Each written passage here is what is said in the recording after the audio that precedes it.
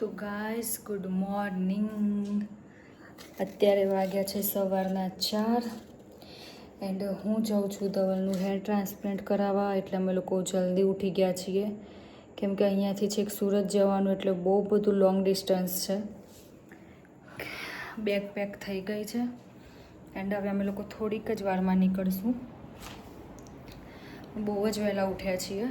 અમારા લોકોની bag pack પણ થઈ ગઈ છે. હું ટ્રાન્સપ્લાન્ટ કરાવવા જાઉં છું રિકોમ્બ હેર ટ્રાન્સપ્લાન્ટ સેન્ટર સુરત. એટલે અમે પહેલાં ઉઠી ગયા છીએ, બેગ પેક થઈ ગઈ છે. હું તમને બતાવું કે બેગ પેક કરી દીધી છે અમે લોકોએ. પેલો તો અમે બેગ પેક થઈ ગઈ છે. આ હીરોની બેગ અને અમારી બેગ. ઓકે, તો ગાડીમાં જઈને સૂઈ જવાની છું કેમ કે અત્યારે સવારના 4 વાગ્યાની ઉઠી છું. અહીંયાથી ડિસ્ટન્સ પણ બહુ જ છે સુરતનું. એન્ડ આપણે મળીએ ડાયરેક્ટ ક્લિનિક ઉપર. હેર પેચ, હા હેર પેચ તો પછી પણ જેવા બાલ જવાના ચાલુ થઈ ગયા કરું છું પાછળ કોઈ જ વસ્તુ નહીં, કોઈ કેમિકલ, કોઈ જ ટ્રીટમેન્ટ નહીં, કોઈ મહેંદી નહીં, કોઈ કલર નહીં, કંઈ જ નહીં. કે હેર તો છે ને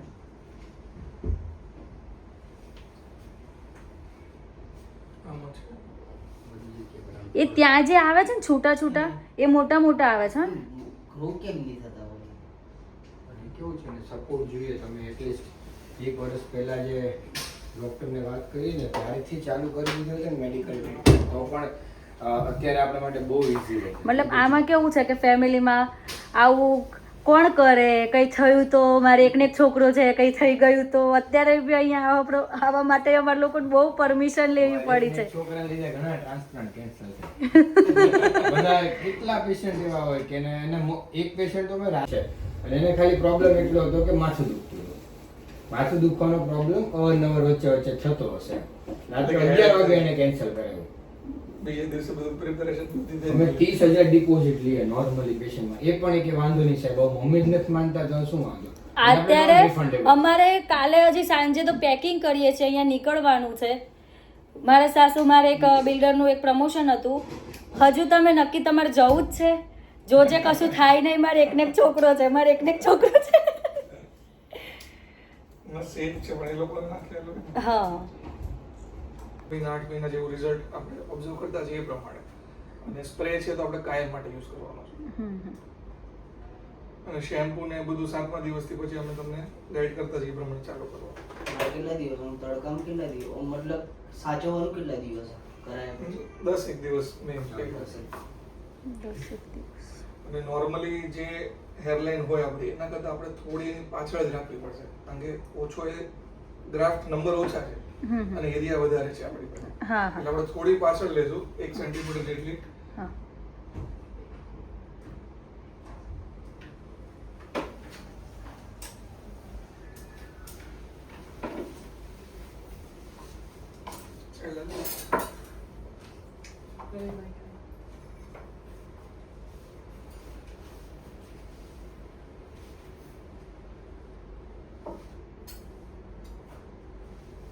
આ તમે આગળ જે જોયા ને એ અહીંયા સુધી આવે છે. એ જે છૂટા છૂટા હેર જે આવે ને, હા, એ છૂટા છૂટા હેર.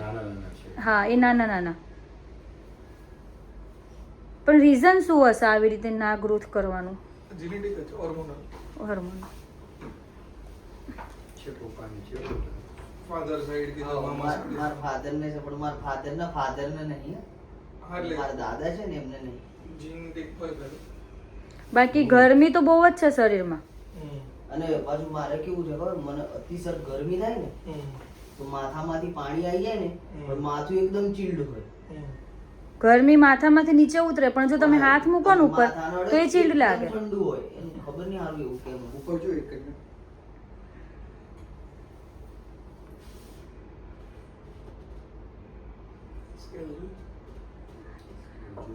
આજે આપણે આ કરશું પછી ક્યારે પાછું આવવાનું? 1 દિવસ પછીનું ડ્રેસિંગ ખોલવાનું હોય. નોર્મલી એમાં પણ પરમ દિવસે ડ્રેસિંગ ખોલતા હોય. પણ તમે અહીં રોકાવાના છો ને 1 દિવસ, પરમ દિવસે જઈ શકો છો.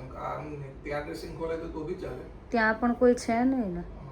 એટલે પટ્ટી જશે ખાલી ખોલવાની, પણ સિમ્પલ ડ્રેસિંગ તો કોઈ કરી આપે. અથવા પછી તમે કાલનો દિવસ સ્ટે કરી લો. કાલે પછી સાંજે તમે સાંજે 5-6 વાગે ડ્રેસિંગ ખોલી તો તમે જઈ શકો. ભાઈ રોડ જ આવ્યા છો ને હા હા તો પછી 5-6 વાગે નીકળી જજો 4 થી 5 વાગે નીકળો તો આરામથી તમે 10 વાગ્યા સુધીમાં પહોંચી જાય. Okay okay. ફ્રન્ટમાંથી આપી દે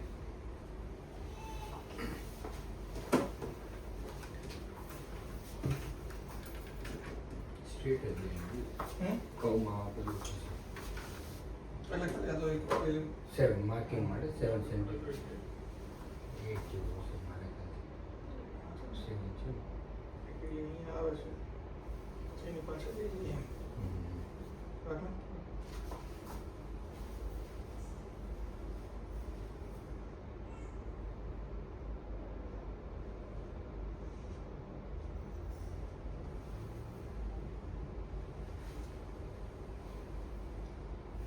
સ્ટેટ જ લઈ લેવું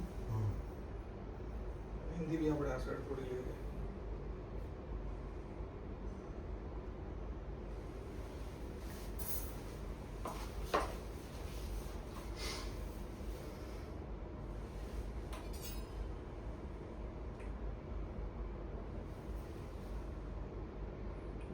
તો પેન્સિલ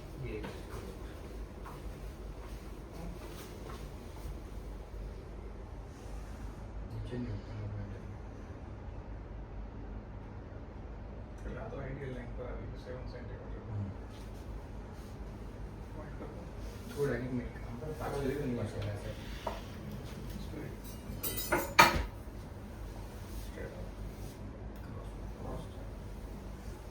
સ્પીડ લો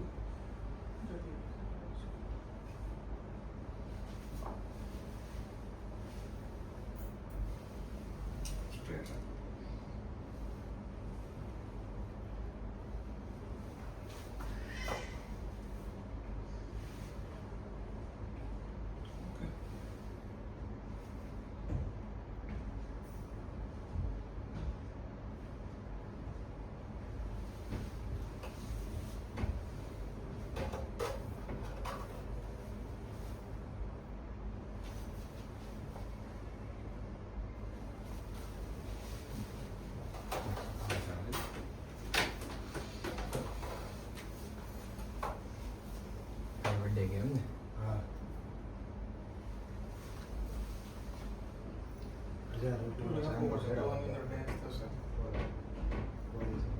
પોલીસ વાળા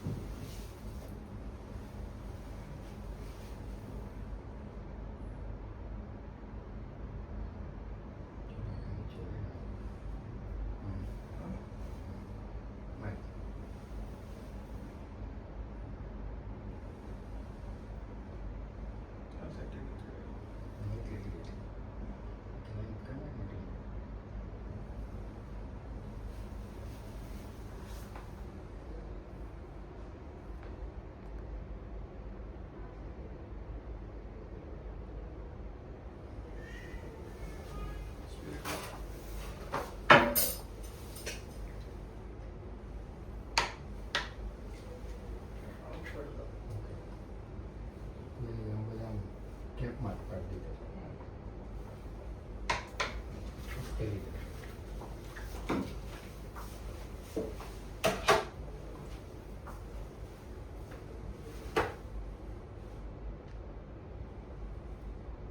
આપણે આનથી પાછળ જેટલા રહીએ ને એટલું આ ભાગમાં વધારે વાળ આવશે કારણ કે નહીં તો આમ ફેલાતા જશે જેમ આગળ આવશે એમ. બરોબર જો આ નોર્મલ લાઈન છે તમારી આવે છે બરાબર એની થોડી ઓલરેડી પાછળ રાખી છે હજી આપણે જો અહીંયા લઈએ હજુ તો વધારે ડેન્સ થશે ભેગા આ જે પટ્ટો રાખ્યો દેખાય આ ઉપરનો આમાં આપણે ઓલમોસ્ટ નાખવાના જ નથી અહીંયા નાખવાના છે ને આમાં નાખવાનું એટલે આ કવર થઈ જાય વચ્ચેનો ભાગ પછી આની અંદર કઈ ફ્યુચરમાં આપણે કરવું હશે બીજું ચેસ્ટના વાળ કે બાયોફાઈબર આર્ટિફિશિયલ ફાઈબર આવે તો ત્યારે આપણે એડ કરશું કદાચ જે તમે કહો છો ને ત્યાં ગ્રોથ હશે જ મારા ખ્યાલથી થોડો ઘણી ગ્રોથ હશે એ એરિયામાં એટલે એક પણ આપણને સપોર્ટ કરશે એટલે મેડિસિન ચાલુ થાય તો એ સપોર્ટ કરશે આપણને આની અંદર અમુક વાળ દેખાય છે હા એટલે મેં કોઈ દિવસ મેડિસિન કશું નથી યુઝ જ use નહીં કરી. કર્યા કે લાવવાના ટ્રાય જ નહીં કર્યા પહેલા જો લાવવાના ટ્રાય કર્યા હોત ને તો કદાચ મસ્ત રિઝલ્ટ થોડુંક મળી રહેતું એમ. આપણે જતા ના ટૂંકમાં ટકી રહેતા જે હોત ને. કોમ્પ્રોમાઇઝ જે કરવાનું છે ને એ નહીં કરવાનું થતા આપણે. એટલે આપણે શું પ્લાનિંગ એ જ છે કે તમે જો એવું તો અહીંયા મૂકી દો છે અને આગળ આવી જશું. ફર્સ્ટ આપણે આ લઈ લઈશું, પછી આ જે સાઈડના છે ને એ પણ તમારે બહુ પાછા થઈ ગયા છે, એટલે એક આ પોર્શન લેવાનો છે અને પછી આ લઈશું. આ આપણે નથી રાખવાનું, બંને સાઈડનું પહેલાં લઈ લઈશું કેમ કે એ તમારે આછું છે એટલે આપણે એટલું ભરચક કરવાનું છે. એટલે આ બધા વાળ જે ગ્રો થશે ને અહીંયાથી આમ આવશે, અહીંયાથી નીચે જશે, આ પાછળ જશે, એટલે આ એટલું બધું નહીં દેખાશે ખરા પણ સાવ ક્લિયર નહીં લાગે. એટલે એ રીતે આપણે અમે નોર્મલી બધા જ આ પણ અહીંથી પણ અહીં નાખવાના છે. ત્યાંથી આપણે થોડાક જ કાઢશું, બહુ નહીં કાઢીએ. નોર્મલી અમે અહીંથી લઈએ છીએ એટલે છે ને એમબી હું છે ને સેવિંગ ફેડ કરાવું ને, કરાવતા હશો તો હું આ બી આખું 0 જ રાખું એ છું. ફેડ કરાવતો હશે. પણ એમાં કેવું થશે ખબર કે આ કાઢીએ ને પછી ત્યાં સ્કાર બને, આપણે કેમ વાગી હોય પછી નિશાન રહી જાય એવું આ બધા ડોટ્સ જે આપણે કાઢશું ને ત્યાં બનશે. એટલે પછી ત્યાંથી અમે જનરલી લઈએ પણ બહુ ડેન્સિટી વધારે હોય ને તો લઈએ. જેમ કે અમે 50% જેવું લઈએ, તમારા અમે ખાલી અમે 10 થી 20% જ લઈશું કેમ કે પછી એ બહુ ખરાબ લાગે. તમે ભલે 0 રાખતા હોય, ફ્યુચરમાં કદાચ તમને ઈચ્છા થાય કે મારે મોટા કરવા છે તો ત્યારે બહુ ખરાબ લાગશે.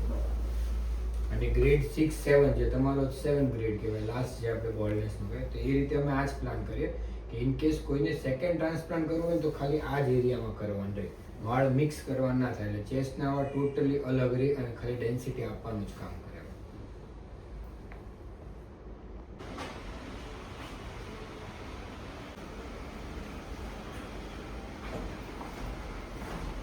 એની માટે ઝઘડો કરે.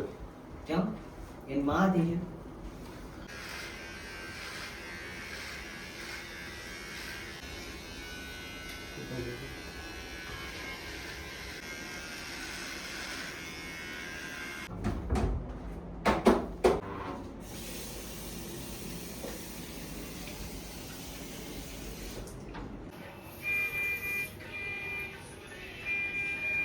ઓપરેશન થિયેટર ધવલ સવારના ગયા હતા, હમણાં બહાર નીકળ્યા. અમે લોકો જમવા બેઠા. મોદી સાહેબ, ધવલના જુઓ તમે માથામાં આ રીતની પ્રોસેસ કરેલી છે. ધવલ ઓ ધવલ દુખે કરતી વખતે કશું થાય ખબર પડે કે એવું તો તમે ઇન્જેક્શન આપી દે ને એટલે કશું પણ કહો તો ખરી આપણા વ્યુઅર્સને કે તમને કશું થાય કે નહીં થતું, તેમને બી કરાવવું હોય તો. કશું નહીં, બધું સાયલેન્ટ થઈ ગયું. સાયલેન્ટ થઈ ગયું. તમારે ક્યાંથી હેર લીધા? અહીંયાથી ને અહીંયાથી. અચ્છા, દાઢી વધારે હતી ને તમારે એટલે અહીંયાથી લીધા તમારે? મારે અહીંયા બાલ જ નહીં બધું, પાછળ વાળ જ નહીં. ઓકે, આપણે બહુ કશું થતું નહીં ને? ના કરાવવા જેવું જ આ વસ્તુ 100%. ઓકે. તાણા બધા ગામમાં આપણે ટોપી ક્યાં સુધી પહેરે? નહીં છે. અને જઈએ ફેસિલિટી બી સારી છે અહીંયાની એન્ડ ક્લિનિક પણ બહુ જ ફાઇન છે. ધવલ સાહેબ કેવું મને તમને પૂછવાનું થાય કે તમને કેવું હે? સારું છે.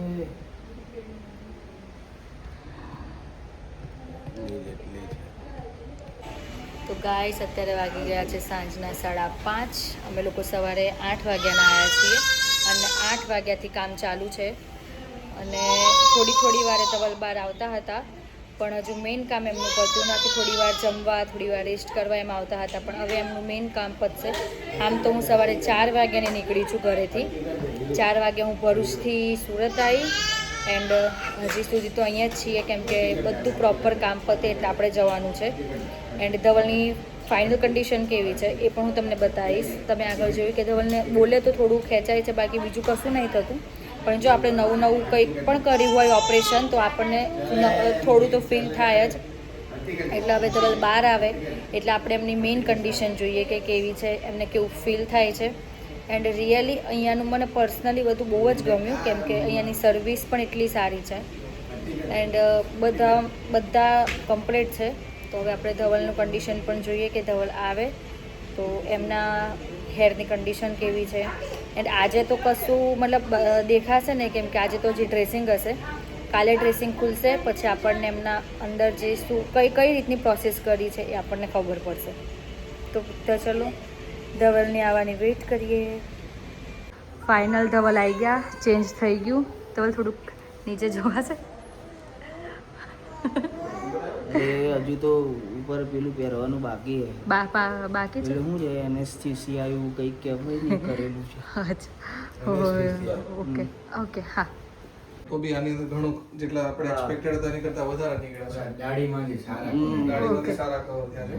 પાછળ રીઝનેબલી ગુડ તો નીકળે. જ્યાં નથી હોવાના ત્યાં તો વધારે જ છે, ત્યાં નથી દાઢી મને એમ તો મને શું લાગતું હતું ખબર મારા માથાની સાઈઝ વધી ગઈ કહું મને તો આમ પેલું અને ખબર આપણે હતી. થોડી પાછળ લીધી છે લાઈન. હા નોર્મલી છે ને અહીંયા આવે હા, હા. જેટલા હા, હા. એક અંદર એટલે પાછળ એટલે લીધી છે કે થોડું ભેગું થાય તો વધારે પેલું લાગે. સારું. હા અચ્છા હા. નકર છે ને હજી એ ભાગ બી આછો થઈ જાય નકર. ફાઇનલી પતી ગયું. તો કેવું થયું? બસ જલસા. ડન.